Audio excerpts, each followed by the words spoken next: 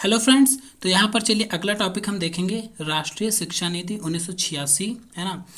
और इसके बाद आगे के टॉपिक यहाँ पर फिलहाल 3 से 4 टॉपिक हम डिस्कस करेंगे इस मैराथन में। तो चलिए और कोशिश करेंगे कि अगली बार 5 से 6 टॉपिक डिस्कस किए जाएं, लेकिन जितना मैं तैयार कर पाता हूँ, है ना, उतना आपको प्रोवाइड कर रहा हूँ। और बहुत टाइम इसमें लगता है दिन भर, मतलब ये चीज़ें सर्च करने में, और प्लस मतलब आंखें दर्द करने लगती हैं ना, तो समझिएगा थोड़ा सा प्रॉब्लम, है ना। तो जितना हो सकता है फिलहाल मैं कर रहा हूँ। जैसे आज आपको 2 वीडियो उपलब्ध हो गए हैं, तीसरा वीडियो ये है। तो चलिए बढ़ेंगे क्वेश्चन पर।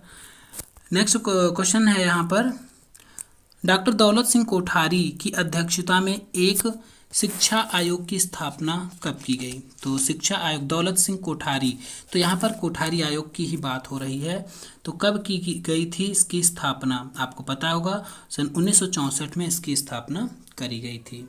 नेक्स्ट क्वेश्चन है, डॉक्टर कोठारी ने अपने प्रतिवेदन में राष्ट्रीय शिक्षा नीति बनाने पर कब बल दिया? तो बनाने पर, देखिए आयोग की स्थापना 1964 में हुई थी, लेकिन अगर शिक्षा नीति बनाने की बात करें या प्रस्तुत कर रहे हैं ना, तो यहाँ पर देखिए बनाने पर बल दिया गया था सन 1966 ईस्वी में।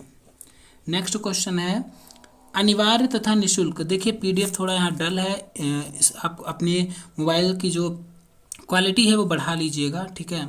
अच्छे से क्वालिटी हाई लगाइएगा तभी दिखेगा साफ फिलहाल, और अगर क्वालिटी कम है तो एकदम बिल्कुल भी दिखेगा नहीं, है ना। तो अनिवार्य तथा निःशुल्क शिक्षा का प्रावधान संविधान के किस अनुच्छेद में रखा गया है? तो देखिए पिछले वीडियो में जो आपके पॉलिटिकल बेस क्वेश्चन थे, सेकंड पेपर में आपके काफ़ी हैं पॉलिटिकल बेस, है ना। तो क्योंकि उसमें आगे हमने देखा कि एक टॉपिक है मूल्यों से रिलेटेड, संवैधानिक मूल्य, तो इस वजह से वहाँ पर काफ़ी जो है हमारे भारतीय संविधान के जो मौलिक अधिकार हैं खास तौर से, वहाँ से क्वेश्चन बनाए गए हैं काफ़ी ज़्यादा, ठीक है। तो चलिए कोई बात नहीं, वो तैयार करना है, कैसे लर्न करने, मतलब याद करते रहना आपको। तो यहाँ पर अगर हम बात करें तो अनुच्छेद 1945 ऐसा है जिसमें निःशुल्क शिक्षा का प्रावधान संविधान के इस अनुच्छेद में किया गया था, ठीक है। ऑप्शन नंबर सी करेक्ट है। नेक्स्ट है 4 नंबर, राष्ट्रीय शिक्षा नीति। और हाँ, जिसको पीडीएफ, कई लोग अभी पीडीएफ के लिए बोल रहे हैं, तो टेलीग्राम चैनल की लिंक दी गई है, वहाँ से ज्वाइन करिए। चारों पीडीएफ उपलब्ध हैं। और अगर अभी भी कोई आपको डाउट है तो चलिए मैं दोबारा चारों पीडीएफ एक बार फिर से उसी ग्रुप में डाल दूंगा, ठीक है। तो राष्ट्रीय शिक्षा नीति में किस शैक्षिक संरचना को स्वीकार किया गया? तो किस शैक्षिक संरचना को स्वीकार किया गया है? ऑप्शन चलिए देखेंगे। देखिए ये पेज क्लियर है। तो यहाँ पर देखिए कौन सा स्वीकार किया गया था ना, 10+2+3 संरचना, जो कि प्रेजेंट टाइम में भी चल रही है, लेकिन जो नई एजुकेशन पॉलिसी है ना उसमें इसमें चेंजेस आएंगे, ठीक है। तो चलिए अगले क्वेश्चन पर बढ़ेंगे। 10+2+3 राष्ट्रीय समिति का गठन कब किया गया, है ना। तो राष्ट्रीय समिति का गठन, अब यहाँ पर इस समिति का, ये कोई समिति का नाम है, फिलहाल इसमें जो ऑप्शन दिया है 1973 दिया है, लेकिन मुझे कुछ डाउट लग रहा है, फिलहाल आप कंफर्म कर लीजिएगा एक बार।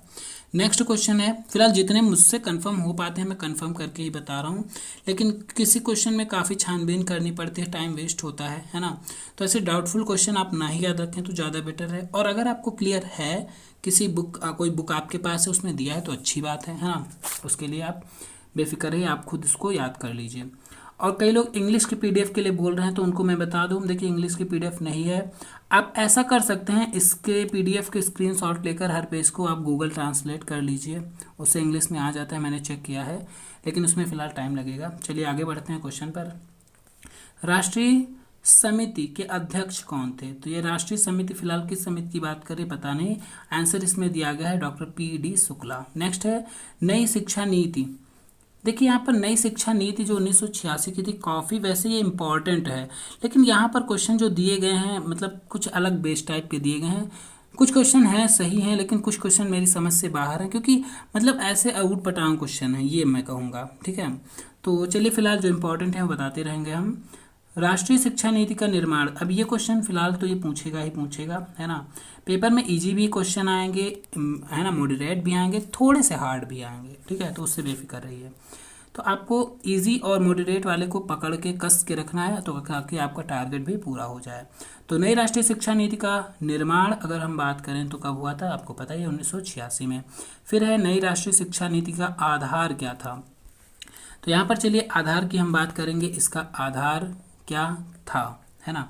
तो किस आधार पर ये 1986 की शिक्षा नीति लाई गई थी, तो उसका आधार जो 1968 की नीति थी, है ना, कोठारी आयोग, वही उसका आधार था बनने का। अगला प्रश्न है, मानवतावादी आदर्शों को स्थापित करने के लिए, ठीक है, मानवतावादी आदर्शों को स्थापित करने के लिए किस नीति को अपनाया गया था। तो 1986 का टॉपिक चल रहा है, लगभग सारे आंसर यही होंगे, लेकिन कुछ क्वेश्चन पीछे आगे पीछे से दे दिए जाते हैं, क्योंकि देखिए इसमें हमने देखा है जो ई नोट्स आए हैं, स्टार्टिंग के कुछ टॉपिक काफ़ी अच्छे से सटीक से टॉपिक वाइज क्वेश्चन निकाले गए हैं, लेकिन बाद के जैसे जैसे हम आगे बढ़ते जा रहे हैं उसमें देखा है काफ़ी कई पीछे के चैप्टर के क्वेश्चन को मिक्स कर दिया है आगे को। तो चलिए उससे फिलहाल कोई नहीं, लेकिन हम यहाँ पर अपना टारगेट फिक्स करेंगे और चलते रहेंगे काफ़ी तेज़ी के साथ। 10 नंबर प्रश्न है, 10+2+3 की संरचना कितने स्तर में बटी है। तो कितने स्तर में बटी है, देखिए प्रथम 10 वर्ष में 5 वर्ष प्राथमिक रहेंगे और 3 वर्ष उच्च प्राथमिक रहेंगे, मतलब जिसे कहते हैं 5+3, है ना, और 2 वर्ष हाई स्कूल जो 2, 9th और 10th, तो ये तो सही ही है। और 2+ इंटरमीडिएट, ये भी सही है। 3 त्रिवर्षीय प्रोग्राम है ना, डिग्री वाला, तो ये भी सही है। तो करेक्ट विकल्प यहाँ पर हमारा क्या बनेगा, ऑप्शन नंबर डी। नेक्स्ट है क्वेश्चन, निम्नलिखित में राष्ट्रीय मूल्य कौन से हैं। तो राष्ट्रीय मूल्य इंपॉर्टेंट रहेंगे मूल्य वाले चैप्टर में आपके, है ना, सेकंड पेपर में भी इसका टॉपिक दिया गया है। तो राष्ट्रीय जो मूल्य हैं, लोकतंत्र है उसमें, या समाजवाद है, धर्मनिरपेक्षता या पर्यावरण का संरक्षण, तो ये सारे राष्ट्रीय मूल्य के अंतर्गत आते हैं। नेक्स्ट क्वेश्चन है, निम्न में से भारत सरकार द्वारा किस शिक्षा नीति को घोषित किया गया। तो भारत सरकार द्वारा किस शिक्षा नीति को घोषित किया गया, 1968 की शिक्षा नीति ही थी, वो भी भारत सरकार के द्वारा, और 1986 की भी घोषित करी गई थी। फिलहाल एक शिक्षा नीति आपकी 1979 में भी आई थी, लेकिन वो काफ़ी मतलब चर्चित बिल्कुल भी नहीं रहती है ना। फिलहाल यहाँ ऑप्शन उपयुक्त करेक्ट बनेगा सही, ठीक है, उपयुक्त सभी करेक्ट बनेगा, लेकिन मेन जो शिक्षा नीति है राष्ट्रीय स्तर पर वो 1986 की ही थी, तो ऑप्शन यहाँ पर डी ही बनेगा। चलिए बढ़ते हैं अगले प्रश्न पर, देश को 21वीं सदी के लिए तैयार करना है और इसके लिए नई शिक्षा नीति निर्धारण, देखिए थोड़ा सा छोटा कर दें, नई शिक्षा नीति के निर्धारित की जाएगी। तो यह कथन किसका है, तो थोड़ा सा दिमाग लगाइए, किसके काल में नई शिक्षा नीति आई थी। तो किसके काल में आई थी, राजीव गांधी के, उस समय प्रधानमंत्री थे, क्वेश्चन पूछा जा सकता है, तो इन्होंने ऐसा कहा था, तभी जो है उसके बाद नई शिक्षा नीति आई थी। राष्ट्रीय शिक्षा नीति 1986 कितने भाग हैं, तो इसके भाग हैं कितने, 12 भाग हैं। नेक्स्ट क्वेश्चन है, राष्ट्रीय शिक्षा नीति 1986 में क्रियान्वयन हेतु सरकार ने कितने कार्यदल गठित किए। तो सरकार ने कितने कार्यदल गठित किए, 23 कार्यदल गठित किए थे। नेक्स्ट क्वेश्चन है, राष्ट्रीय शिक्षा नीति 1986 के कार्यदल में निम्नलिखित में से कौन शामिल था। तो कौन शामिल था, शिक्षा शास्त्री, विशेषज्ञ, वरिष्ठ सरकारी अधिकारी या सभी, तो सभी यहाँ पर शामिल थे। नेक्स्ट है, संसद में राष्ट्रीय शिक्षा नीति पर विचार विमर्श कब हुआ। जो संसद में विचार विमर्श हुआ कब हुआ था, 1968 में इस पर विचार विमर्श हुआ था, राष्ट्रीय शिक्षा नीति पर, ठीक है। नेक्स्ट क्वेश्चन है, राष्ट्रीय शिक्षा नीति के अनुसार, अब देखिए यहाँ पर जो 1968 भी एक शिक्षा नीति ही है, ठीक है, लेकिन यहाँ पर अगर आपकी बात की जाए, अगर ऐसे कई क्वेश्चन आपको पूरी नोट्स में ऐसे मिलेंगे जिसमें टॉपिक वाइज क्वेश्चन पूछ लिए गए हैं, लेकिन अगर क्वेश्चन पेपर में आएंगे तो ऐसे नहीं आएंगे, उस नीति का नाम देकर लिया जाएगा, ठीक है। नेक्स्ट क्वेश्चन है, राष्ट्रीय शिक्षा नीति के अनुसार पूरे देश में शैक्षिक ढांचे को अपनाने का सुझाव दिया गया था, मतलब शैक्षिक ढांचे को अपनाने का सुझाव दिया गया था, तो 10+2+3। और इससे पहले वाले वीडियो में किसी में मैंने जो है त्रिभाषा सूत्र को, मतलब जो त्रिभाषा सूत्र बताया था, है ना, उसमें जो पंच वाला था, 5 मतलब सूत्र ना होके कुछ और था, मुझे याद नहीं आ रहा है, उसमें 5 सही था, ठीक है, उसको देख लीजिएगा, जिसमें त्रिभाषा सूत्र था लेकिन 5 प्रोग्राम ऐसे करके कुछ क्वेश्चन था, तो 5 प्रोग्राम थे, ठीक है उसमें। नेक्स्ट क्वेश्चन पर बढ़ेंगे, 18 नंबर हो गया है, चलिए 19 नंबर पर बढ़ते हैं। जनता सरकार द्वारा घोषित की गई राष्ट्रीय नई शिक्षा नीति के अनुसार शैक्षिक संरचना के स्तर हैं। तो क्या है, 8 वर्ष की प्राथमिक शिक्षा स्तर, 4 वर्ष की माध्यमिक, 3 वर्ष उच्च। मतलब 8 वर्ष तक कक्षा 8 तक प्राथमिक रहेगी, है ना, 4 वर्ष तक माध्यमिक। ये जो नई जो शिक्षा नीति 1986 की बात हो रही है उसकी बात है, ठीक है। क्योंकि 2020 की एजुकेशन पॉलिसी अभी कोर्स में नहीं है, लेकिन ये 1-2 साल में ये भी कोर्स के अंदर आ ही जाएगी सबके कोर्स में, तो उसको भी याद करना पड़ेगा, ठीक है। चलिए बढ़ते हैं। नई शिक्षा नीति 1986 के अंतर्गत शिक्षा की अनिवार्य तथा निःशुल्क बनाने के लिए कौन सी योजना निर्मित की गई थी, है ना। तो कौन सी योजना? ऑपरेशन ब्लैक बोर्ड, काफ़ी फेमस है 1986 का, इससे क्वेश्चन तो बनना ही बनना है, operation black board. Next question पर बढ़ेंगे। शिक्षा को संविधान की किस सूची में रखा गया है? तो शिक्षा जो है संविधान की समवर्ती सूची में रखी जाती है, ठीक है।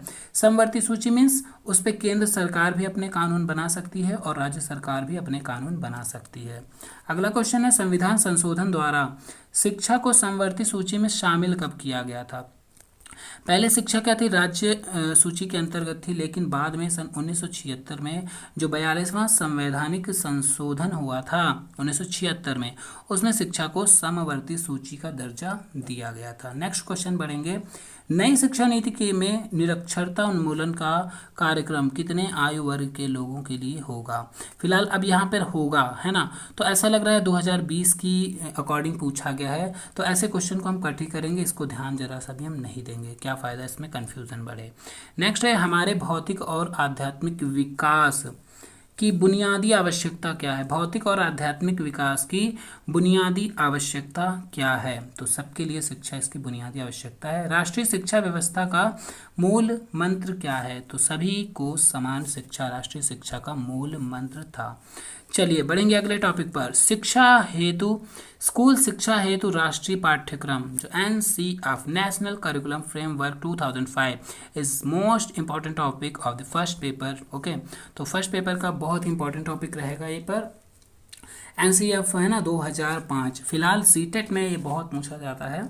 तो चलिए अपने टॉपिक पर बढ़ते हैं, फिर हम अपने, है ना। नंबर 1 क्वेश्चन है, किस सभा में यह निर्णय लिया गया था कि 21वीं शताब्दी के लिए राष्ट्रीय पाठ्यक्रम तैयार करने हेतु 5 सभाओं का आयोजन किया जाएगा, है ना। तो किस सभा में ऐसे सभा बताई गई थी? तो इसमें 14 से 20 जुलाई तो एक सभा बुलाई गई थी, ठीक है, जिसमें निर्णय लिया गया था 2004 में कि 21वीं शताब्दी के लिए राष्ट्रीय पाठ्यक्रम तैयार किया जाएगा। तो राष्ट्रीय का पाठ्यक्रम जब 2004 में निर्णय लिया गया तो बनकर तैयार हुआ 2005 में, ठीक है। तो 2005 में क्या राष्ट्रीय फ्रेम NCF आया, है ना, इसीलिए NCF 2005 के नाम से जाना जाता है। चलिए अगले क्वेश्चन पर बढ़ेंगे हम। नंबर 2 है, माध्यमिक शिक्षा के पाठ्यक्रम, थोड़ा सा PDF यहाँ पर अच्छी नहीं है, वीडियो क्वालिटी बढ़ाइएगा। अब इसमें मेरी गलती नहीं, फिलहाल PDF जिसने फ़ोटो खींच के बनाई होगी, है ना, उसने जल्दबाजी में थोड़ा सा बनाया होगा, तो इसलिए कुछ फ़ोटो बहुत क्लियर हैं, कुछ फ़ोटो थोड़ा सा डल हैं। चलिए बढ़ते हैं। माध्यमिक शिक्षा के पाठ्यक्रम 2000 में सुधार हेतु विचार विमर्श, अब यहाँ देखिए माध्यमिक शिक्षा की बात आ गई है, ठीक है। तो विचार विमर्श हेतु किसकी अध्यक्षता में जो है सभाओं का आयोजन किया गया था? तो प्रोफेसर यशपाल, ठीक है, यहाँ पर करेक्ट विकल्प दिया गया है, ठीक है। तो नेक्स्ट क्वेश्चन है, माध्यमिक शिक्षा के पाठ्यक्रम के सुधार हेतु विचार विमर्श हेतु किन स्थानों पर सभाओं का आयोजन किया गया था?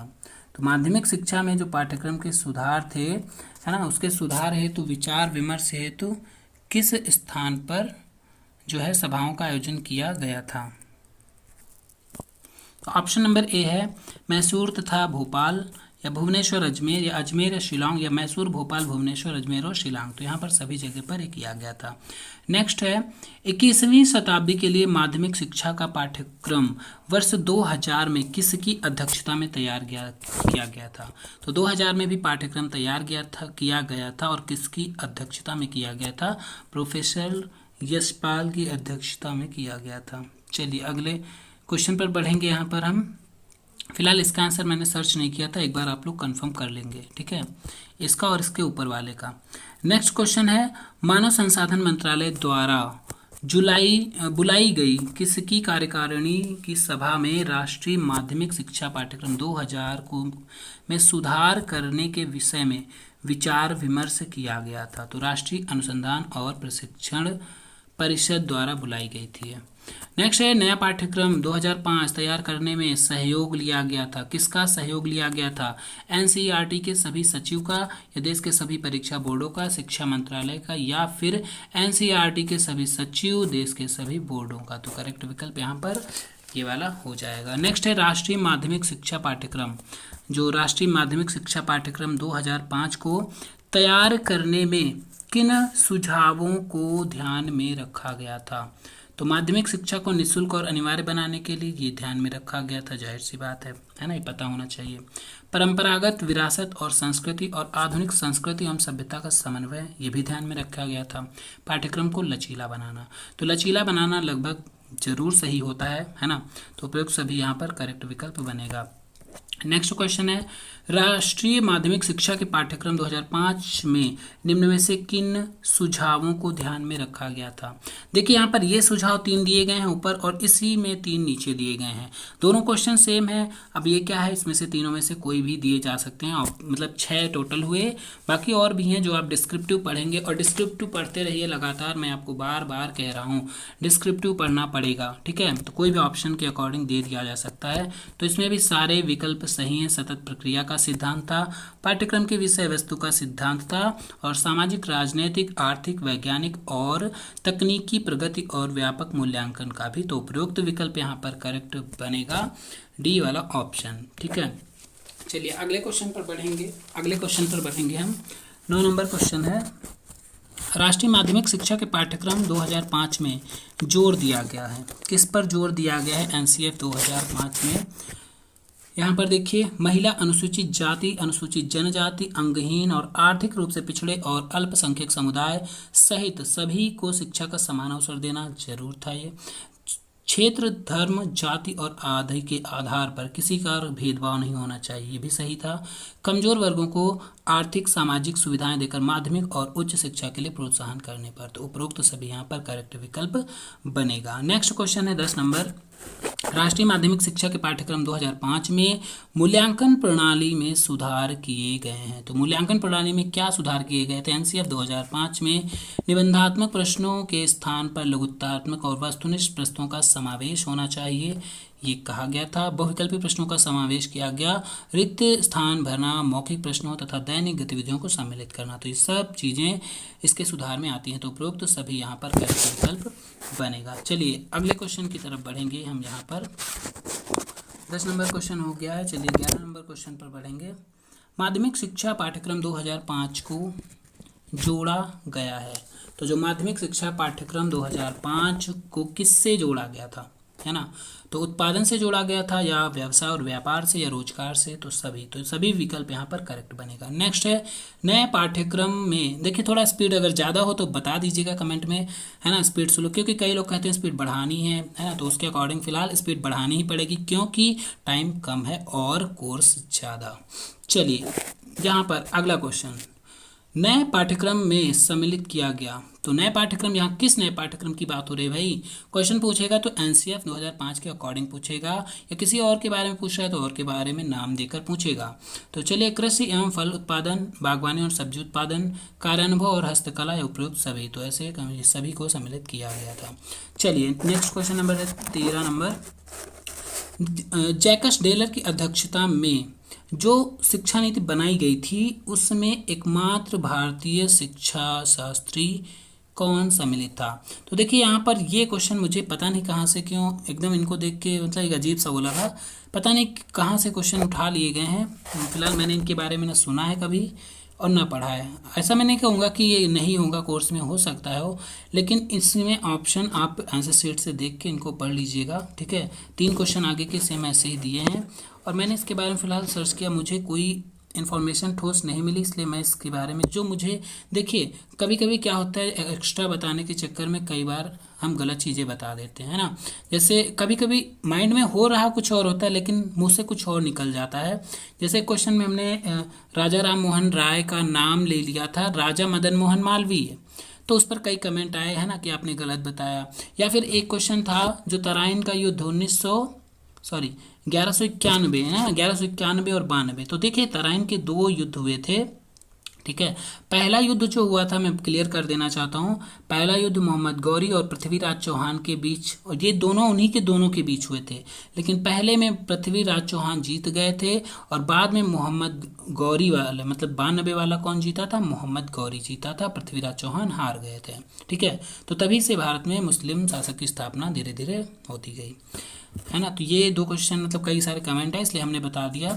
तो गलत चीज़ ना बताऊं तो ज़्यादा ठीक रहेगा मेरे हिसाब से, है ना, वरना बताने को तो मैं, अब जैसे मैंने जो नहीं सर्च किया मैं उसके बारे में नहीं बताऊंगा, है ना, क्योंकि माइंड पर गलत इफेक्ट पड़ेगा। फिलहाल ये क्वेश्चन एनसीएफ 2005 के अकॉर्डिंग कोई भी इंपॉर्टेंस नहीं रखते, इनको आप कट ही कर दीजिए तो ज़्यादा बेटर रहेगा। और अगर आप सर्च करना चाहते हैं तो सर्च कर लीजिए फिलहाल जैकस डेलर, है ना। तो नेक्स्ट 13, 14, 15 जैकस डेलर से संबंधित हैं। कौन सी शिक्षा नीति है पता नहीं इनके समय की। फिलहाल ये अंतर्राष्ट्रीय शिक्षा आयोग पर मतलब इनका नाम आता होगा, उसी वजह से 16 नंबर क्वेश्चन दिया गया है।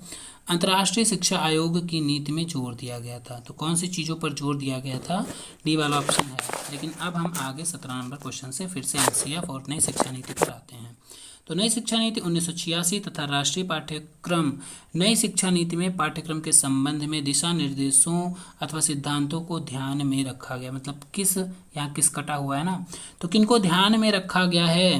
पाठ्यक्रम संविधान में दर्शाए मूल्यों पर आधारित हो, जो पाठ्यक्रम है संविधान में जो मूल्य दर्शाए गए उनके ऊपर आधारित होना चाहिए, बिल्कुल सही है। सेकंड पेपर में आपको मिलेंगे, मूल्य वाला चैप्टर है, ठीक है, अगले वीडियो में आपको मिल जाएगा। फिलहाल सेकंड पेपर के 2 वीडियो जितना जल्दी हो सकेगा फर्स्ट पेपर को फिनिश करते रहेंगे और आगे सेकंड थर्ड पेपर, मैं फिलहाल इतना गारंटी देता हूँ आपको पेपर के दिन तक मैं पूरा सिलेबस कंप्लीट करवा दूंगा ऑब्जेक्टिव टाइप में। लेकिन डिस्क्रिप्टिव आपको पढ़ना पड़ेगा, मैं बार बार कह रहा हूँ। फिलहाल अब चलते बढ़ेंगे क्वेश्चन पर, टाइम बहुत लगेगा ऐसे। अंतर्राष्ट्रीय सद्भावना तथा विश्व शांति को बढ़ावा देने पर किस शिक्षा आयोग नीति में, यहाँ नीति में क्या किया गया है, पता नहीं क्या किया गया है। तो अंतर्राष्ट्रीय शिक्षा आयोग की नीति अब इससे संबंधित है, तो जाहिर सी बात है अंतर्राष्ट्रीय सद्भावना है, तो अंतर्राष्ट्रीय शिक्षा आयोग की नीति में ही ऐसा कहा गया। ऑप्शन नंबर डी करेक्ट है। चलिए अगले टॉपिक पर हम बढ़ेंगे, 2 टॉपिक हमारे फिनिश होते हैं इस मैराथन के। अगला टॉपिक है पूर्व प्राथमिक, और फिलहाल आपका 3rd यूनिट फिनिश होता है मेरी जानकारी में, है ना। तो राष्ट्रीय शिक्षा नीति और एनसीएफ 2005 हमने डिस्कस किया। 4th यूनिट आपका स्टार्ट होता है और 1-2 दिन में ये फर्स्ट पेपर खत्म हो जाएगा। और जैसा कि सेकंड पेपर, देखिए फर्स्ट पेपर का सिलेबस ज़्यादा है तो टाइम ज़्यादा लगा, है ना, और इसमें थोड़ी रटने वाली चीज़ें भी हैं ज़्यादा।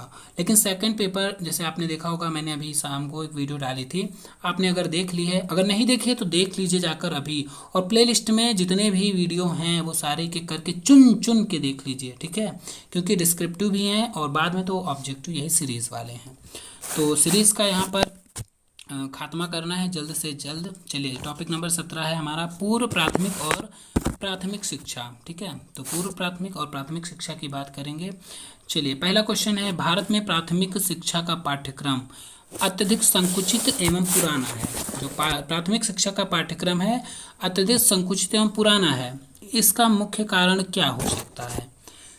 तो यह लाभदायक कुशलताओं के विकास पर ध्यान नहीं देता है, या उचित प्रकार की रुचियों और अभिवृत्तियों तथा मान्यताओं पर ध्यान पर्याप्त नहीं देता है, या ए बी दोनों। पाठ्यक्रम सामाजिक मान्यताओं पर ध्यान नहीं देता। फिलहाल यहाँ पर दोनों विकल्प ए और बी सही होंगे, करेक्ट ऑप्शन सी नंबर रहेगा, ठीक है, क्योंकि इसमें प्रकार जो उचित प्रकार की रुचि है, बच्चों की रुचि है ना, उनकी मनोवृत्ति, उनकी मान्यताएं क्या है, इन पर ध्यान नहीं दिया जा रहा है। इसलिए हमारा जो प्राथमिक शिक्षा का पाठ्यक्रम है वो काफ़ी संकुचित है, ठीक है, उसका क्षेत्र काफ़ी संकुचित है, मतलब काफ़ी छोटा है। चलिए अगला प्रश्न बढ़ेंगे, 2 नंबर प्रश्न, प्राथमिक शिक्षा के पाठ्यक्रम के मुख्य दोष क्या हैं। तो प्राथमिक शिक्षा पाठ्यक्रम के मुख्य दोष बताने हैं यहाँ पर। पहला ऑप्शन है अत्यधिक संकुचित, ये तो है ही।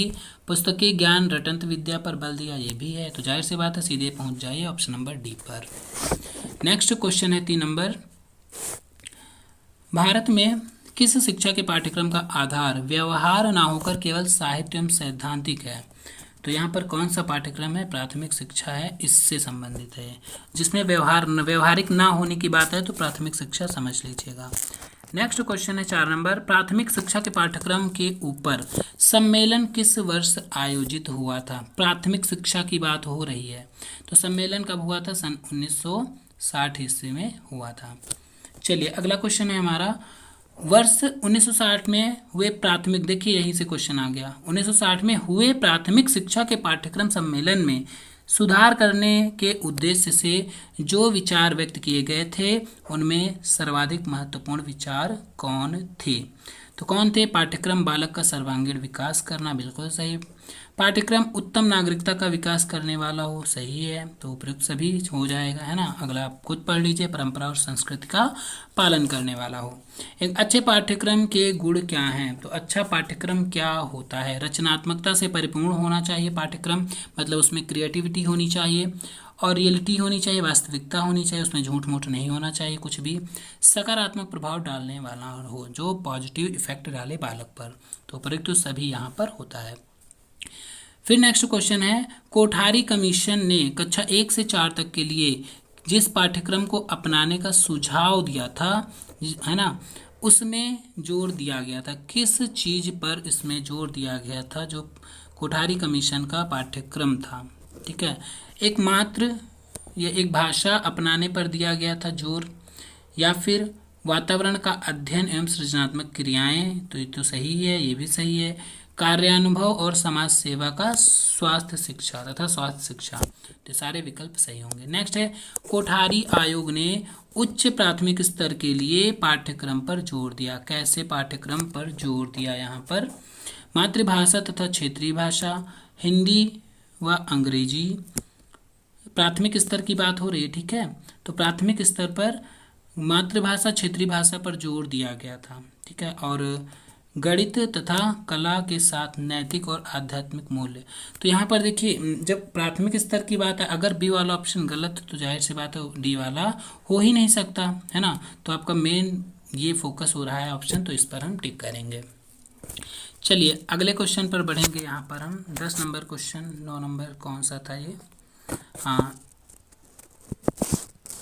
यहाँ पर देखिए थोड़ा सा, ये कौन सा क्वेश्चन था, कोठारी, अच्छा उच्च प्राथमिक स्तर की बात हो रही है, मैंने प्राथमिक क्योंकि लाइन आ जाती है ना ये, तो यहाँ पर देखिए कोठारी कमीशन ने उच्च प्राथमिक स्तर, है ना, प्राथमिक स्तर मैंने समझ के ये वाला कट करवा दिया था, जबकि गणित और विज्ञान कला ये तो उच्च प्राथमिक में भी आते थे और उसमें हिंदी अंग्रेजी भी आती थी, तो इसके अकॉर्डिंग हमारा विकल्प बनेगा सही। और मातृभाषा क्षेत्रीय भाषा, तो ऑप्शन चाहे प्राथमिक स्तर हो चाहे उच्च प्राथमिक स्तर हो, ठीक है। तो चलिए अगला क्वेश्चन है हमारा 9 नंबर क्वेश्चन है, छात्रों के चरित्र को गढ़ने तथा उनमें दूसरे धर्मों के प्रति सम्मान की भावना पैदा करने उद्देश्य से नैतिकता और आध्यात्मिकता की शिक्षा देनी चाहिए। तो यह कथन किससे संबंधित है? ये कोठारी कमीशन से। नेक्स्ट है, किस आयोग ने पाठ्यक्रम में नैतिकता तथा आध्यात्मिक शिक्षा के लिए 1-2 घंटे किस प्रकार के नियत करने के सुझाव दिए थे, है ना। तो कौन सा वो आयोग था ये बताना है, तो ये भी कोठारी कमीशन ही है, ठीक है। तो कोठारी कमीशन के यहाँ क्वेश्चन पूछे गए हैं क्योंकि कोठारी आयोग जो था वो नई शिक्षा नीति 1986 से संबंधित था। तो प्राचीन काल में शिक्षा का परिचय क्या होता था? अब यहाँ प्राचीन काल जो आप पढ़ चुके हैं ऑलरेडी, है ना, इसमें मुझे कोई एक्सप्लेन करने की जरूरत नहीं है। तो शिक्षा का परिचय प्राप्त होता था आश्रमों से, गुरुकुलों से, मदरसों से या फिर विद्यालयों से।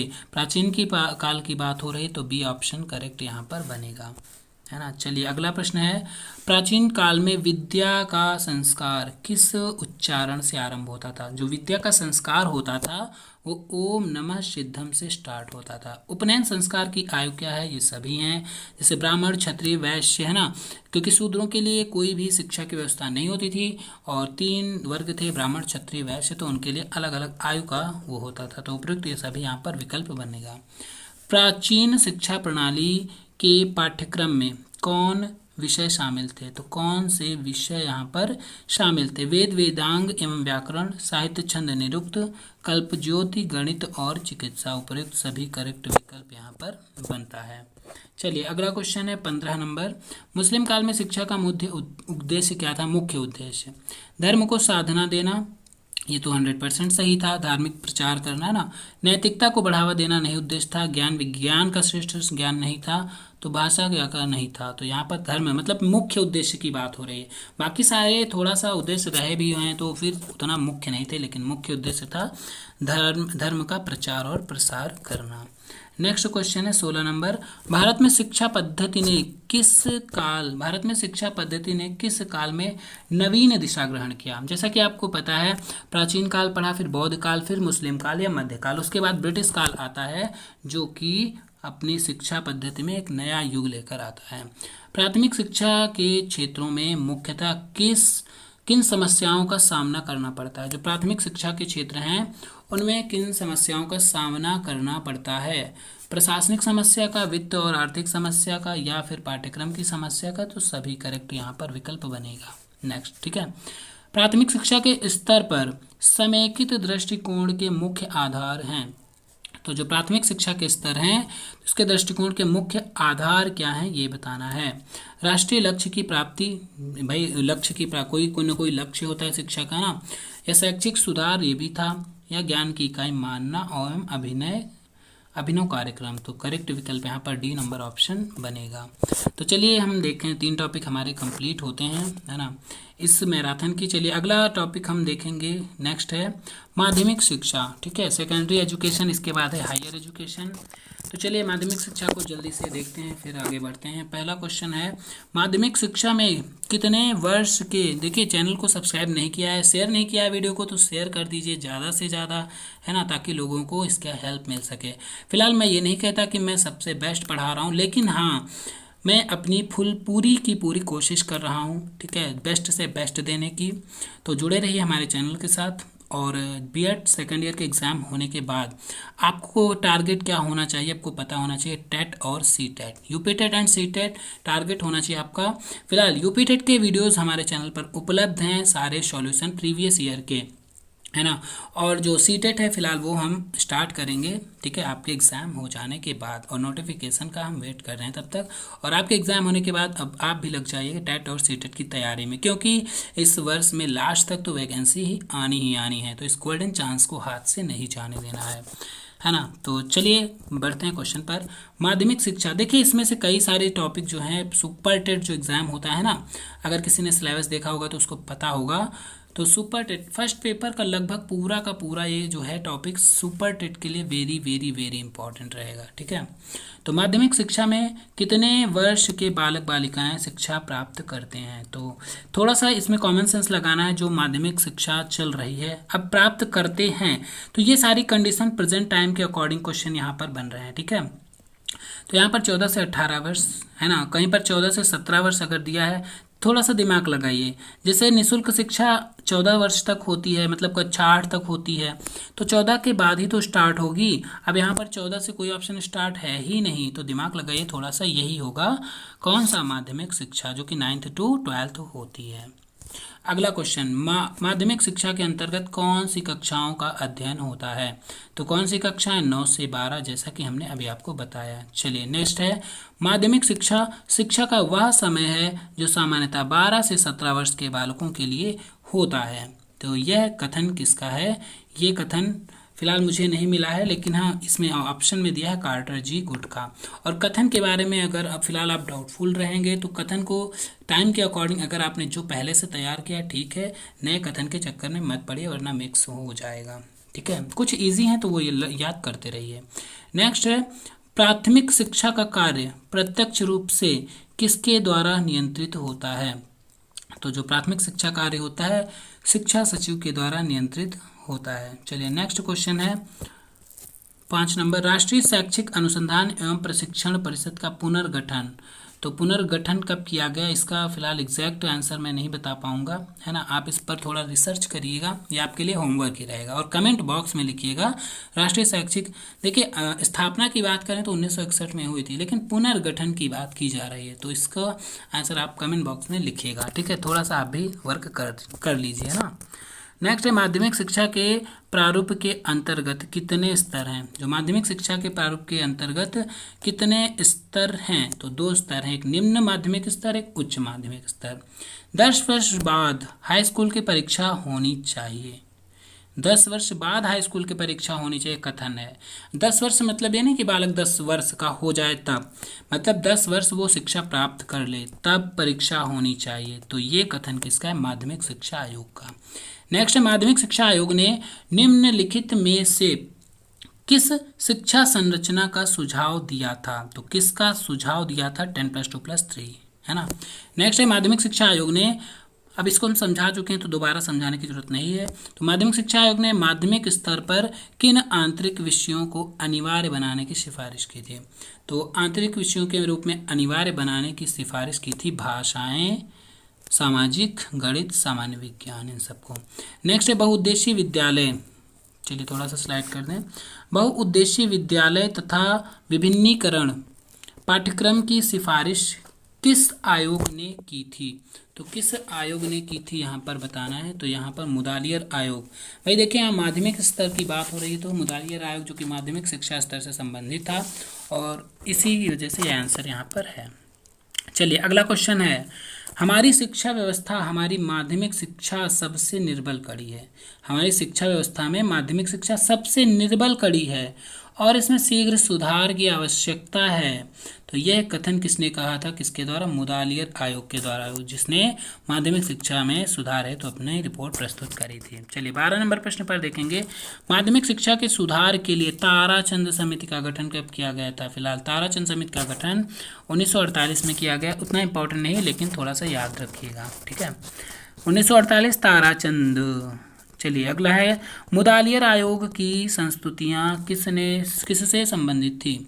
तो मुदालियर आयोग की जो संस्तुतियाँ थी माध्यमिक शिक्षा। ऐसा क्वेश्चन तो 100% बनना ही बनना है।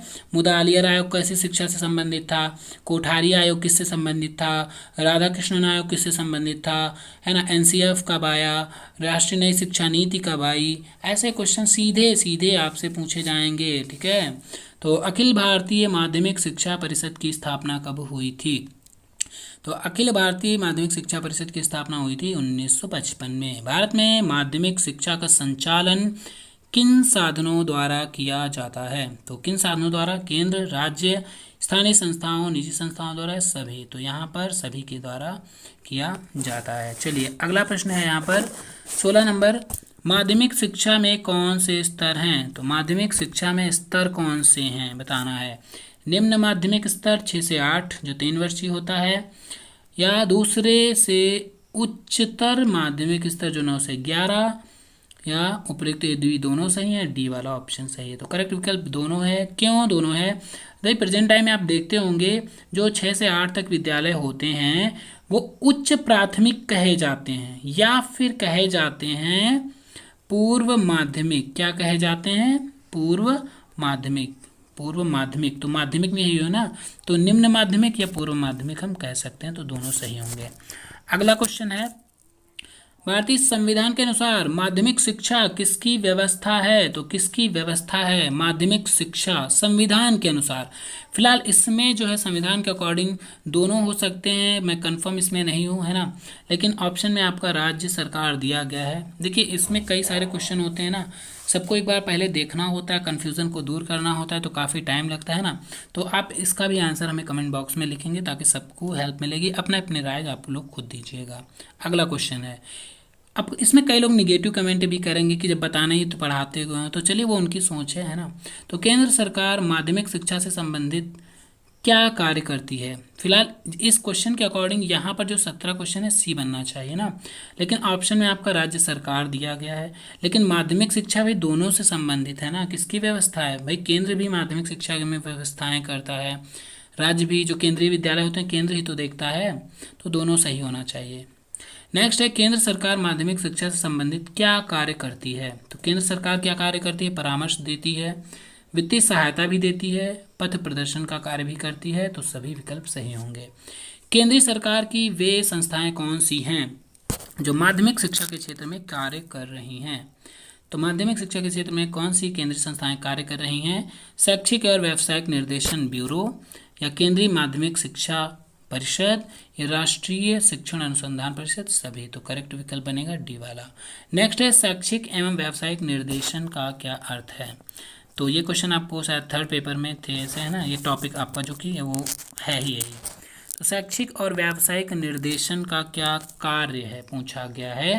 तो यहाँ पर निर्देशन की सेवाओं की प्रगति और जागरूकता उत्पन्न करना, व्यावसायिक निर्देशन की सामग्री जुटाना सही है। निर्देशन से संबंधित साहित्य तैयार करना, तो डी वाला ऑप्शन करेक्ट बनेगा। अगला क्वेश्चन है 21 नंबर, केंद्रीय विद्यालयों की क्रिया किसने कार्यान्वित की थी? तो किसने कार्यान्वित की थी? भारत सरकार ने। नेक्स्ट है, केंद्रीय माध्यमिक परिषद कौन सी परीक्षाएं लेती है? तो जो माध्यमिक परिषद होती है, अखिल भारतीय उच्चतर माध्यमिक या उच्चतर माध्यमिक त्रिवर्षीय कोर्स या उच्चतर माध्यमिक एक वर्षीय कोर्स। तो इसमें करेक्ट विकल्प डी वाला बनेगा, केंद्रीय माध्यमिक परिषद। ठीक है, ये सारी परीक्षाएं करवाती है। राष्ट्रीय शिक्षण अनुसंधान एवं प्रशिक्षण परिषद में कौन से निकाय हैं? तो राष्ट्रीय शिक्षण अनुसंधान प्रशिक्षण परिषद में कौन से निकाय हैं? देखिए यहाँ पर राष्ट्रीय शिक्षा संस्थान, केंद्रीय शिक्षा संस्थान, क्षेत्रीय प्रशिक्षण कॉलेज या सभी। तो करेक्ट विकल्प डी वाला है। नेक्स्ट क्वेश्चन है, राष्ट्रीय शिक्षण संस्थान कहाँ स्थित है? ये स्थित है आपका दिल्ली में।